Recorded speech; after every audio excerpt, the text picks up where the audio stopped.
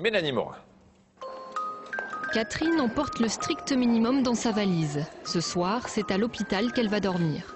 Dans ce service, elle vient faire enregistrer son sommeil. Pour se faire une idée de la gravité du syndrome des jambes sans repos chez Catherine, il faut enregistrer d'éventuels mouvements de pied pendant son sommeil.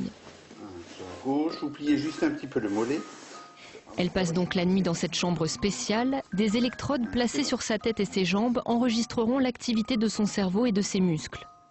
Au plafond, une caméra filme ses mouvements et dans la pièce voisine, l'équipe médicale se relaie toute la nuit pour observer ces images en temps réel.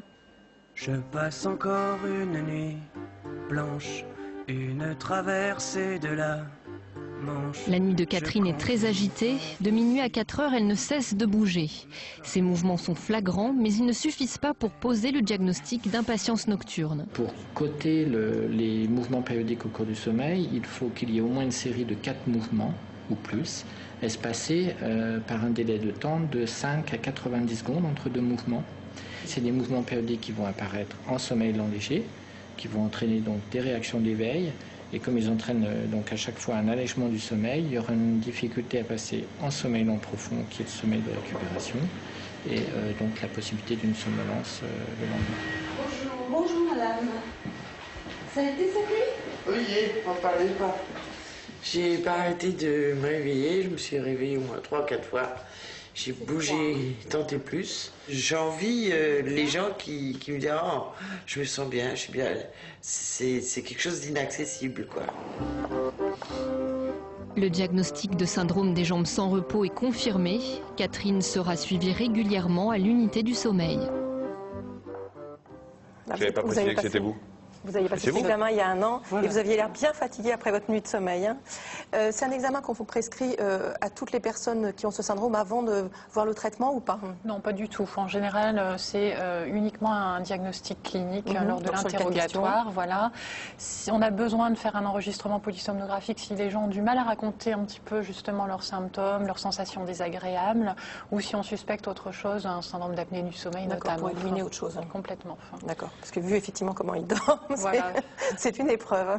Alors, mon médecin m'a prescrit un vénotonique. Vous savez, ce sont ces médicaments qui sont déremboursés maintenant, ou beaucoup moins remboursés, qu'on donne dans les jambes lourdes, par exemple. Malgré mes observations quant au caractère non veineux de ce syndrome, qu'en pensez? Alors, est-ce qu'on donne des vénotoniques? Pour le syndrome des jambes sans repos, non. Enfin, s'il y a une insuffisance veineuse associée, pourquoi pas.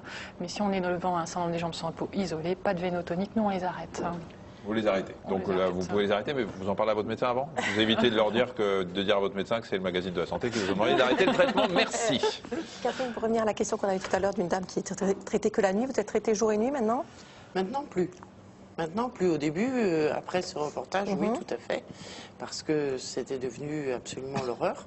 Maintenant, effectivement, je prends uniquement un traitement le soir qui me couvre les 24 heures et qui me permet, comme je disais tout à l'heure dans le reportage, que c'était un rêve de se réveiller reposé le matin. Je fais maintenant ce rêve pratiquement tous les jours. Et parce que je regarde vos jambes, vous ne bougez pas beaucoup là, non, hein, vous êtes plus impressionnant. Que se passe-t-il quand on arrive au plus fort dosage du traitement si les symptômes reviennent? Est-ce qu'on peut échapper au traitement?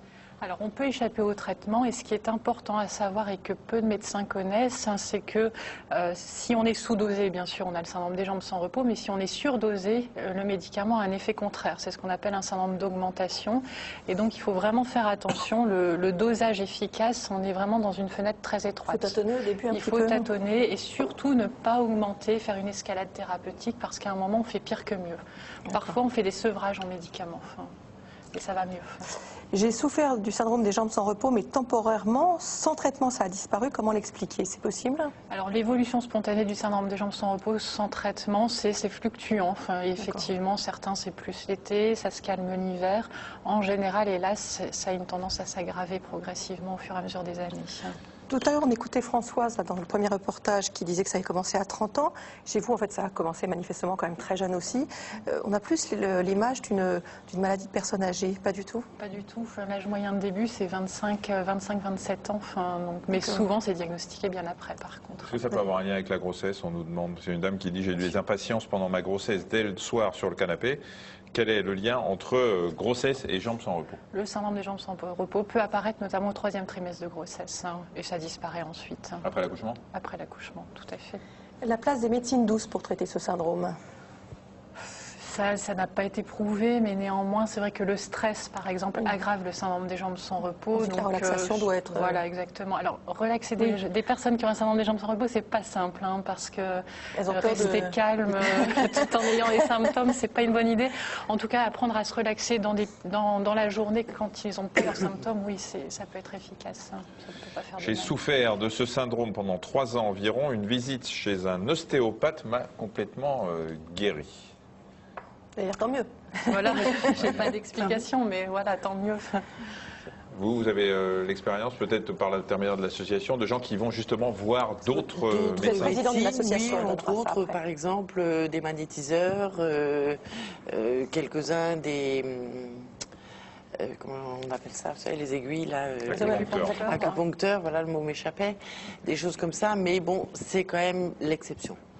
L'exception, il faut dire que déjà les magnétiseurs, il faut être sûr que ce soit vraiment un magnétiseur, qu'il ne fasse pas lui non plus pire que le mal et que le patient soit réceptif. Mais bon, c'est quand même l'exception qui confirme la règle et c'est pas ce que je conseillerais quand même de faire. Classiquement.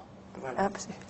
Josiane dit, est-ce qu'il y a un lien entre les crises d'épilepsie et le syndrome des jambes sans repos? Non, il n'y a pas de lien, mais effectivement, quand on est épileptique, vu que c'est 8% de la population, on peut avoir un syndrome des jambes sans repos associé. J'ai peut-être loupé un épisode, peut-être que la question a été traitée, ce qui peut arriver. Oh non, Michel, jamais. Si. Allez-y. Est-ce que ça touche autant les hommes que les femmes? C'est un peu plus les femmes que les hommes. Et on a une explication? On n'a pas d'explication. Mais c'est vrai qu'on connaît mal la maladie, le pourquoi de la maladie. On sait qu'il y a cette composante génétique. C'est neurologique, ça on est sûr également. Mais le pourquoi, ça reste encore très très mal connu. Et même point de vue tranche d'âge, chez les femmes que chez les hommes? C'est même tranche d'âge début homme-femme, oui, tout à fait. Mais 25-30 ans, en général, l'âge de début. Et ça veut dire que si on a dépassé la cinquantaine et qu'on n'a pas eu de syndrome des jambes sans repos, on est tranquille ou pas? Non, on n'est pas tranquille. Non, d'accord, ça peut merci. apparaître à tout âge. Merci beaucoup. Vous allez faire ça pour chaque maladie maintenant. Vous savez, à mon âge, je commence à me poser des questions.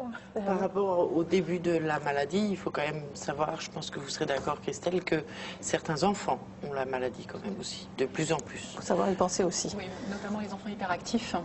Ils bougent parce qu'ils ont leurs symptômes et donc ils peuvent être pris à tort pour des syndromes d'hyperactivité. C'est des syndromes des jambes sans repos. Julie nous dit, le syndrome des jambes sans repos me prend à chaque fois que je ne dors pas chez moi. Y a-t-il un lien? Ça peut être le stress éventuellement? Plutôt le stress, j'imagine, oui, tout à fait. Parce que le simple stress, vous l'avez dit tout à l'heure que c'était un facteur important, mais le simple stress de dormir ailleurs que chez soi peut déclencher, ou c'est parce comme on ne sait pas grand-chose, finalement on se dit pourquoi pas? Pourquoi pas? Voilà, mais en fait, pas... comme c'est assez nouveau comme maladie, que vous ne comprenez pas grand-chose, c'est pratique parce que chaque fois que les patients viennent vous voir en vous disant « Docteur, je me demande si c'est pas ça », vous dites « Pourquoi pas ?» Non. Non, on sait quand même pas mal de choses sur cette maladie. On sait que, voilà, je vous disais, c'est neurologique, il y a un déficit relatif en dopamine, ça c'est important, mais le stress, quel qu'il soit, aggrave. Ça c'est clair, que la plupart des patients qui sont équilibrés, qui à un moment donné vont moins bien, il faut toujours rechercher une anxiété, un stress. Et tout à l'heure, on parlait de la chaleur, l'été c'était plus embêtant et tout. Et vous conseillez quoi finalement à vos patients quand ils viennent en vous disant voilà, une couette c'est important l'hiver pour que ça tienne chaud, et puis en même temps ça déclenche plus. Il y a des tissus particuliers, il y a vous conseillez des draps dans une matière particulière anti-allergique, enfin j'en sais rien. Non, on ne conseille rien de spécifique. Le tout c'est de se sentir bien dans son lit et chacun a ses petits moyens, souvent en général. Alors justement, Catherine, dans l'association de patients que vous présidez, dont on donnera tout à l'heure les coordonnées, il y a des astuces, des conseils comme ça qui s'échangent un peu de gens qui disent qu'il leur fait du bien ou pas? Oui, entre autres, déjà sur le site internet de l'association, il y a un forum de discussion, il faut le savoir, parce que bon, les patients effectivement ont vraiment besoin d'échanger entre eux, déjà pour se sentir beaucoup moins seuls, dans la mesure où quelquefois, et trop souvent d'ailleurs, même l'entourage ne comprend pas, quelquefois n'y croit pas non plus. Mais comme ça fait pas maladie grave, les gens ont toujours du mal à y croire, effectivement, voilà. Ça on comprend bien le problème que vous vivez. Donc. Parce que tout dépend ce qu'on met derrière le mot grave que vous employez. Grave, effectivement, le pronostic vital n'est pas engagé, mais Mais par contre, la qualité de vie est détruite à 90%. Donc ça, c'est grave. Quand on est Françoise qui fait même plus chambre commune avec son mari, c'est mais elle n'est pas exceptionnelle dans ce cas-là, je veux dire. Il y a énormément de patients qui en sont venus effectivement à faire chambre séparée dans des couples qui fonctionnent très bien par ailleurs, je veux dire. C'est infernal. Une carence en fer peut-elle être une cause directe du syndrome des jambes sans repos? Lockman pose la question. Oui. Pourquoi pas? Tout à fait. Non, tout à fait. Ça a été prouvé. Ça a été prouvé. La carence en fer entraîne ou aggrave le syndrome des jambes sans repos. Pourquoi? Parce que le fer, en fait, joue un rôle dans la synthèse de la dopamine. Et donc, le manque de fer diminue la synthèse de dopamine et donc aggrave le syndrome des jambes sans repos. Donc, on fait systématiquement une analyse de sang dosant tout un tas de choses autour du fer. La ferritinémie. S'il y a une carence en fer, on supplémente. Et les médecins le demandent ou ils savent pas trop? Ça commence à être demandé de façon assez constante. Et ça veut dire qu'on s'adresse aux téléspectateurs, quelqu'un qui reconnaît qu'il a un syndrome des jambes sans repos, son médecin ne lui a pas demandé l'analyse. On fait quoi avec le médecin? Comment on aborde la question? Docteur, j'ai entendu, on m'a dit qu'il faudrait peut-être doser mon fer. Oui, ça a été montré que le manque de fer entraîne le syndrome des jambes sans repos, donc il faut demander à son médecin une prise de sang, il n'y a pas de souci.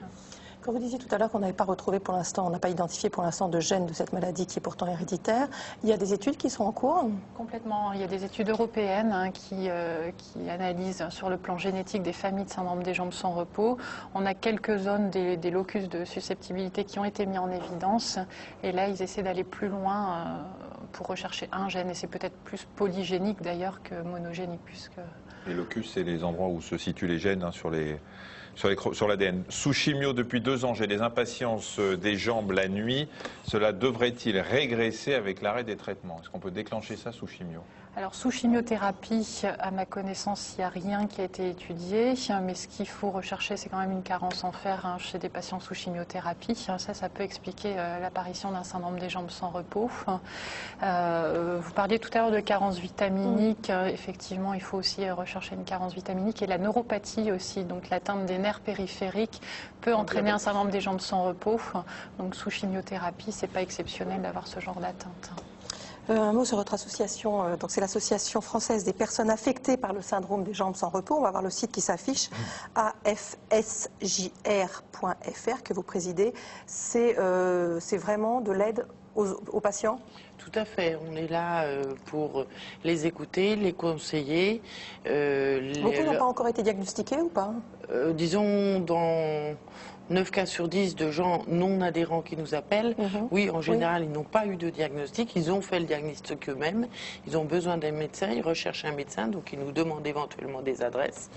Et puis, bon, nos adhérents personnels qui, eux, viennent vers nous pour essayer d'avoir un petit peu plus d'aide par rapport, je veux dire, à des conseils d'hygiène de vie. On parlait tout à l'heure de douche froide. On parlait de ce genre de choses. Des conseils, quoi.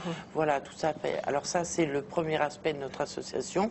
Et le dernier aspect, soutenir la recherche médicale, puisque comme le disait tout à l'heure Christelle Monaca, la recherche, on en a beaucoup besoin actuellement, puisque le syndrome est encore malheureusement trop mal connu. Donc on essaye, grâce aux dons, entre autres. Donc, voilà, donc on remet l'adresse, voilà, vous n'oubliez pas, pour toutes ces personnes, il y a besoin de sous pour comprendre mieux cette maladie, donc pour mieux les traiter, afsjr.fr. Merci beaucoup à toutes les deux. Merci, vous pouvez remettre votre collier. Jeudi, sachez qu'on parlera donc demain de l'endométriose, vendredi des malformations de la mâchoire, que vendredi est enregistré demain matin, donc on attend vos questions dès tout de suite. Et pour un prochain plateau d'Allo Docteur, nous recherchons le témoignage d'une personne qui est victime d'une descente d'organes, ce qu'on appelle aussi un prolapsus. Vous pouvez nous appeler au 01 58 88 85 21. Je fais sérieusement là, cette fois-ci. C'est parfait, Michel. Parfait. Merci, à demain. Très bon après-midi, à demain, au revoir.